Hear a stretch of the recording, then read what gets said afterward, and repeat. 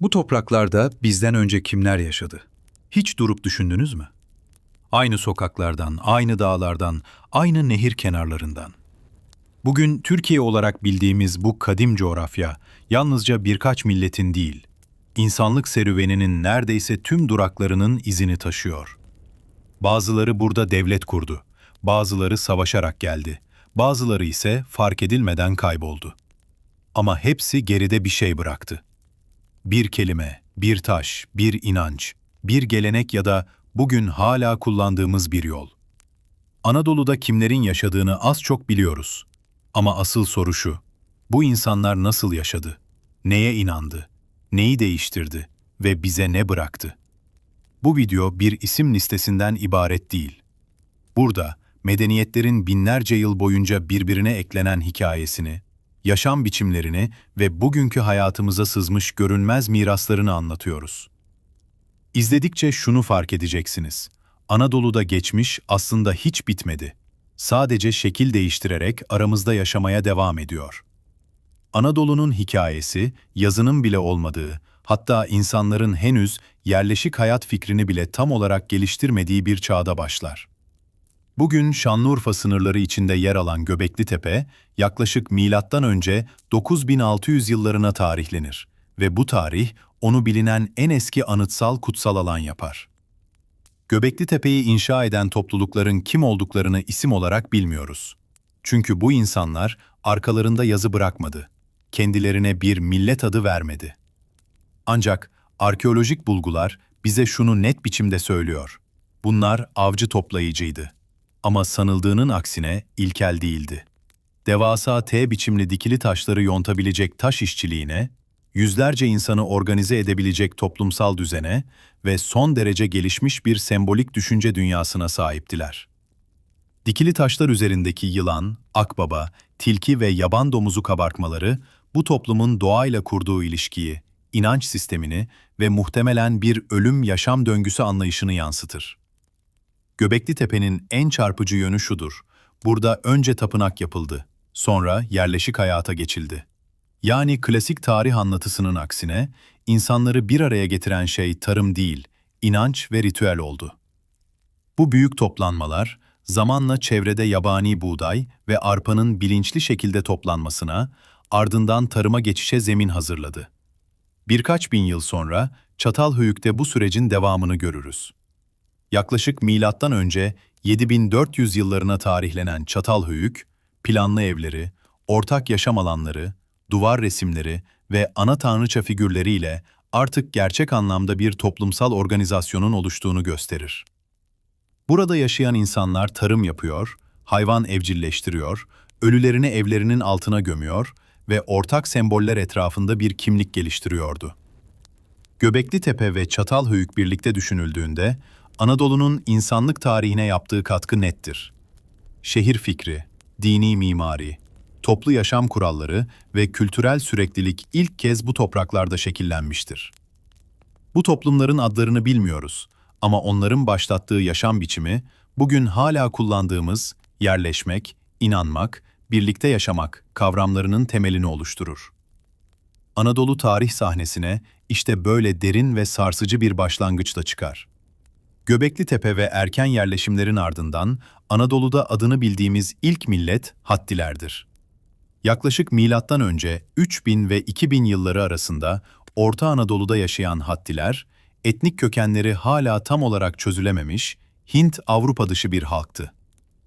Onları özel kılan şey, siyasetten çok inanç etrafında örgütlenmiş bir toplum yapısına sahip olmalarıydı.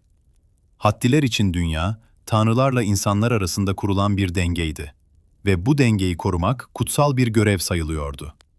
Güneş, fırtına, bereket ve doğa döngüsü Hattilerin inanç sisteminin merkezindeydi.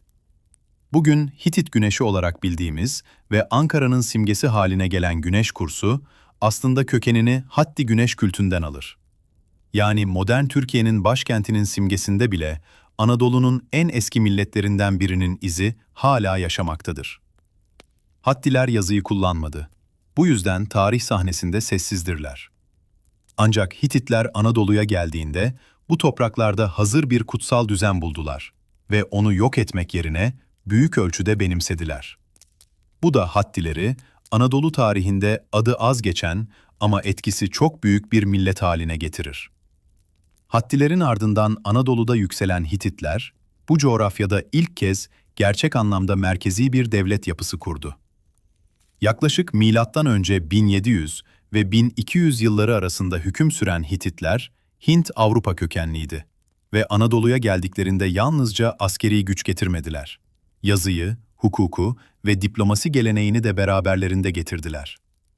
Hititler, çivi yazısını kullandı, arşivler oluşturdu ve bugün Boğazköy Hattuşa kazılarında bulunan binlerce tablet sayesinde onları ayrıntılı biçimde tanıyabiliyoruz. Bu tabletler, Hitit kralının bile mutlak bir otorite olmadığını gösterir. Kral, tanrılara ve yasalara karşı sorumluydu. Hitit hukukunda cezalar çoğu zaman ölüm değil, tazminat esasına dayanıyordu. Bu, dönemine göre son derece gelişmiş bir adalet anlayışıdır. Hititler aynı zamanda diplomasi tarihine damga vurdu. Mısır Firavunu II. Ramses'te imzaladıkları Kadeş Antlaşması, bugün Birleşmiş Milletler binasında bir kopyası sergilenen, dünyanın bilinen ilk yazılı barış antlaşmasıdır. Bu belge, Anadolu'nun yalnızca savaşların yaşandığı bir geçiş alanı değil, uluslararası hukuk ve barış fikrinin doğduğu bir merkez olduğunu gösterir. Hititler, din konusunda oldukça kapsayıcıydı. Bin tanrılı halk olarak anılmalarının nedeni, fethettikleri bölgelerin tanrılarını da kendi inanç sistemlerine dahil etmeleriydi. Bu anlayış, Anadolu'nun yüzyıllar boyunca sürecek olan çok kültürlü ve çok inançlı yapısının temelini attı. Bugün Anadolu'da farklı inançların, ritüellerin ve sembollerin iç içe geçmiş olması, büyük ölçüde Hititlerin bu birleştirici mirasının sonucudur. Hititlerin hakim olduğu bu dönemde Anadolu tek bir halktan ibaret değildi. Aynı topraklarda Luviler, Palalar ve Huriler de yaşıyordu. Luviler özellikle Batı ve Güney Anadolu'da etkiliydi ve kullandıkları dil bugün Ege ve Akdeniz bölgesindeki pek çok yer adının kökeninde hala yaşamaktadır. Huriler, Doğu ve Güneydoğu Anadolu'da güçlüydü. Müzik, mitoloji ve inanç alanında Hitit kültürünü derinden etkilediler. Palalar ise Karadeniz'e yakın bölgelerde varlık gösterdi. Bu halklar farklı diller konuşuyor, farklı tanrılara inanıyordu. Ancak aynı coğrafyada birlikte yaşadılar.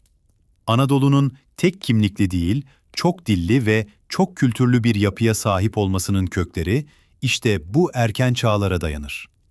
Bugün bile Anadolu'da karşılaştığımız kültürel çeşitlilik bu birlikte yaşama geleneğinin mirasıdır. Doğu Anadolu'da ise tarih sahnesine Urartular çıkar. Yaklaşık milattan önce 9. ve 6. yüzyıllar arasında Van Gölü çevresinde hüküm süren Urartular, dağlık ve zorlu bir coğrafyada güçlü bir devlet kurmayı başarmıştı. Başkentleri Tuşba, bugün Van Kalesi olarak bildiğimiz yerdeydi ve bu yapı hala Urartu taş işçiliğinin en etkileyici örneklerinden biridir. Urartuları diğer çağdaş devletlerden ayıran en önemli özellik, mühendislik alanındaki üstünlükleriydi. Tarımı mümkün kılmak için inşa ettikleri sulama kanalları ve barajlar, bölgenin kaderini değiştirdi. Bugün bile kullanılan Şamram Kanalı, yaklaşık 2700 yıl önce yapılmış olmasına rağmen hala işlevini sürdürmektedir. Ayanis ve Çavuştepe gibi Urartu kaleleri ise hem savunma mimarisi hem de şehir planlaması açısından dönemin ne kadar ileride olduğunu gösterir. Urartular, Doğu Anadolu'ya yalnızca kaleler değil, planlama, düzen ve kalıcılık fikrini miras bıraktı. Anadolu'nun batısında bu kez Frikler öne çıkar. Yaklaşık milattan önce 1200 ve 700 yılları arasında Orta ve Batı Anadolu'da yaşayan Frikler, Balkanlar üzerinden Anadolu'ya gelmiş Hint-Avrupa kökenli bir halktı. Siyasi güçlerinden çok, kültürel etkileriyle iz bıraktılar. Başkentleri Gordiyon, bugün Ankara yakınlarında ziyaret edilebilen önemli bir Frik merkezidir. Efsanevi Kral Midas'ın altınla ilişkilendirilen hikayesi, aslında Friklerin zenginliği ve ticari gücünün sembolik bir anlatımıdır. Friklerin Anadolu'ya en kalıcı mirası ise ana tanrıça Kibele inancıdır. Doğurganlığı, bereketi ve koruyuculuğu temsil eden bu figür, Roma döneminde Kibele adıyla devam etmiş, farklı inanç sistemleri içinde yeniden yorumlanmıştır. Bugün Anadolu'da ana kavramının bu kadar güçlü ve kutsal bir anlam taşıması, Friklerle başlayan bu uzun kültürel sürekliliğin sonucudur. Friklerin ardından Batı Anadolu'da Lidyalılar yükselir. Yaklaşık milattan önce 700 ve 546 yılları arasında hüküm süren Lidyalılar, Gediz ve Küçük Menderes havzalarında yaşayan, ticaretle güçlenmiş bir halktı. Tarihe geçmelerinin en önemli nedeni, dünyada ilk kez standart ağırlıkta madeni parayı kullanmalarıdır.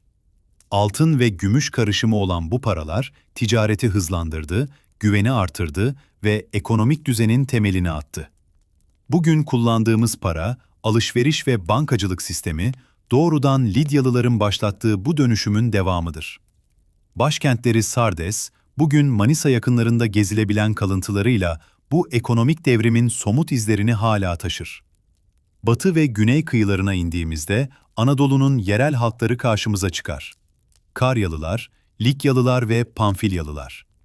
Bu topluluklar, büyük imparatorlukların gölgesinde kalmadan kendi kimliklerini korumayı başarmış halklardı. Deniz, onlar için bir sınır değil, bir iletişim ve ticaret yoluydu. Özellikle Likyalılar, kayalara oydukları anıtsal mezarlarla kendilerine özgü bir mimari geliştirdi. Bu mezarlar, bugün Fethiye, Kaş ve çevresinde hala görülebilir. Likya Birliği ise, kentlerin ortak kararlar aldığı, erken bir federatif yönetim modeli olarak tarihe geçti. Bu yapı, modern temsili sistemlerin ilk örneklerinden biri kabul edilir. Bu zengin yerel kültür ortamı içinde İyonlar sahneye çıkar ve Anadolu bu kez düşüncenin merkezi haline gelir. İyonlar Ege kıyılarına yerleşmiş Yunan kökenli topluluklardı. Ancak onları özel kılan şey, mitoloji yerine aklı ve sorgulamayı merkeze almalarıydı. Thales, doğayı doğaüstü açıklamalar olmadan anlamaya çalıştı. Herodot, yaşananları sistemli biçimde kayda geçirdi. Matematik, astronomi ve tarih yazımı bu topraklarda gelişti. Bugün Batı düşüncesi olarak adlandırılan felsefi geleneğin temelleri, büyük ölçüde Anadolu şehirlerinde atıldı. Milattan önce 6. yüzyılda Anadolu bu kez Pers İmparatorluğu'nun hakimiyetine girdi. Persler, Anadolu'yu fethettiklerinde mevcut kültürleri yok etmek yerine onları yönetim sistemine dahil etti. Satraplık adı verilen idari yapı sayesinde yerel yöneticiler görevde kaldı. İnanç özgürlüğü büyük ölçüde korundu. İnşa ettikleri yollar ve haberleşme ağı, Anadolu'yu Doğu ile Batı arasında yalnızca bir geçiş hattı değil, merkezi bir yönetim ve ticaret alanı haline getirdi. Büyük İskender'in gelişiyle başlayan Helenistik dönem, Anadolu'yu yeniden şekillendirdi. Yunan kültürü yerel unsurlarla kaynaştı. Bilim, sanat ve şehircilik gelişti. Bergama, bu dönemin en önemli merkezlerinden biri haline geldi. Bergama Kütüphanesi, antik dünyanın en büyük bilgi merkezlerinden biriydi ve tıp alanında Galenos gibi isimler bu şehirden çıktı. Bugün Bergama'da görülen tiyatrolar, tapınaklar ve yollar, antik bilimin ve şehir planlamasının somut izleridir. Helenistik dünyanın içinde Anadolu'nun en şaşırtıcı halklarından biri olan Galatlar ortaya çıkar. Galatlar, Orta Avrupa'dan gelen Kelt kökenli bir topluluktu ve Orta Anadolu'ya yerleştiler. Ankara ve çevresinde yaşamış olmaları, Anadolu'nun ne kadar geniş bir etkileşim alanına sahip olduğunu gösterir. Bugün Galatya adı hala tarih literatüründe yer alır ve bu bölgenin çok katmanlı geçmişini hatırlatır. Milattan önce 1. yüzyıldan itibaren Anadolu, Roma İmparatorluğu'nun en önemli eyaletlerinden biri haline geldi. Roma, Anadolu'ya yollar, köprüler, su kemerleri ve şehircilik anlayışı getirdi. Aynı zamanda Hristiyanlık bu topraklarda yayıldı. İncil'in bazı bölümleri Anadolu kentlerine yazılan mektuplardan oluşur. Bu yönüyle Anadolu, yalnızca siyasi değil, dini tarih açısından da merkezi bir konuma sahiptir. Roma'nın ikiye ayrılmasıyla birlikte Anadolu, Bizans İmparatorluğu'nun kalbi oldu. Rumlar, Ermeniler ve Süryaniler yüzyıllar boyunca aynı coğrafyada birlikte yaşadı. Manastırlar, kiliseler ve surlar inşa edildi. İstanbul, yalnızca bir başkent değil, Orta Çağ dünyasının merkeziydi. Bugün Ayasofya'dan Anadolu'nun ücra köşelerindeki manastır kalıntılarına kadar pek çok yapı, Bizans'ın bıraktığı bu derin mirası hala taşır. 7. yüzyıldan itibaren Anadolu'nun hikayesi yeni bir evreye girdi. Arap ordularının Doğu ve Güneydoğu Anadolu'ya ulaşmasıyla birlikte bu topraklar İslam dünyasıyla doğrudan temas kurdu. Bu yalnızca bir askeri karşılaşma değildi. Yeni bir inanç sistemi, yeni bir düşünce dünyası ve yeni bir kültürel etkileşim başlamıştı. Diyarbakır, Mardin, Harran gibi şehirler erken dönemden itibaren İslam ilminin, ticaretin ve kültürel üretimin önemli merkezleri haline geldi. Harran'daki okullar, antik Yunan bilgisinin Arapçaya çevrilmesinde kilit rol oynadı. Matematik, astronomi ve tıp bilgisi bu topraklar üzerinden İslam dünyasına, oradan da yeniden Avrupa'ya aktı. Yani Anadolu, bu dönemde yalnızca din değiştiren bir coğrafya değil, bilginin dolaştığı, kültürlerin birbirine eklemlendiği bir merkez oldu. Bugün hala ayakta duran ulu camiler, köprüler ve şehir planları, bu erken İslam döneminin Anadolu'da bıraktığı somut izlerdir. 1071 Malazgirt Savaşı'ndan sonra Anadolu'ya Türklerin yerleşmesiyle bu çok katmanlı yapı bambaşka bir boyut kazandı. Oğuz boyları, Selçuklular ve ardından kurulan beylikler, Anadolu'ya geldiklerinde boş bir coğrafyayla karşılaşmadı. Burada Bizans'tan, İran'dan, Arap dünyasından ve çok daha eski uygarlıklardan kalan birikim vardı. Türkler bu mirası yok etmek yerine büyük ölçüde onunla kaynaştı. Selçuklu kervansarayları sadece ticaret yapıları değil, farklı dillerin, inançların ve kültürlerin karşılaştığı mekanlardı. Medreseler bilim üretti. Köprüler yolları birleştirdi. Şehirler yeniden planlandı. Konya, Kayseri, Sivas gibi merkezler hem İslam dünyasının hem de Anadolu'nun ortak hafızasında yer etti. Bu dönem Anadolu'nun Türk kimliğiyle şekillenirken aynı zamanda geçmişle bağını koparmadığının en açık göstergesidir. Osmanlı İmparatorluğu ise bu mirası daha da genişletti. Anadolu, Balkanlar, Orta Doğu ve Kuzey Afrika'yı kapsayan bu yapı, farklı milletleri ve inançları yüzyıllar boyunca aynı siyasi çatı altında bir arada tuttu. Türkler, Rumlar, Ermeniler, Yahudiler, Kürtler ve Araplar kendi dinlerini, dillerini ve geleneklerini büyük ölçüde koruyarak yaşadı. Osmanlı şehirlerinde cami, kilise ve havranın yan yana bulunması bir istisna değil, günlük hayatın parçasıydı. Bugün mutfağımızda gördüğümüz çeşitlilik, müziğimizdeki makamlar, mimarideki detaylar ve hatta kullandığımız kelimeler bile bu uzun birlikte yaşamın izlerini taşır. Osmanlı, Anadolu'yu tek tipleştirmedi, aksine onu daha da çok katmanlı hale getirdi. Cumhuriyetin kurulmasıyla birlikte Anadolu, binlerce yıllık bu çok milletli ve çok kültürlü mirası modern bir ulus devlet çatısı altında yeniden tanımladı. Ama tarih silinmedi. Göbekli Tepe'den Hititlere, Urartulardan Bizans'a, Selçuklulardan Osmanlı'ya kadar biriken izler yok olmadı. Hala bir taşın üzerinde, bir şehir adında, bir halk ezgisinde, bir yemeğin tarifinde yaşamaya devam ediyor. Çünkü Anadolu'da hiçbir millet tamamen kaybolmadı. Hepsi bir şekilde iz bıraktı. Ve bugün Türkiye dediğimiz şey, işte bu binlerce yıllık birikimin yaşayan hali. Videomuzun sonuna geldik. Kanalımıza abone olarak destek olabilirsiniz. Bir sonraki videonun konusu ne olsun istersiniz? Yorumlarda belirtebilirsiniz.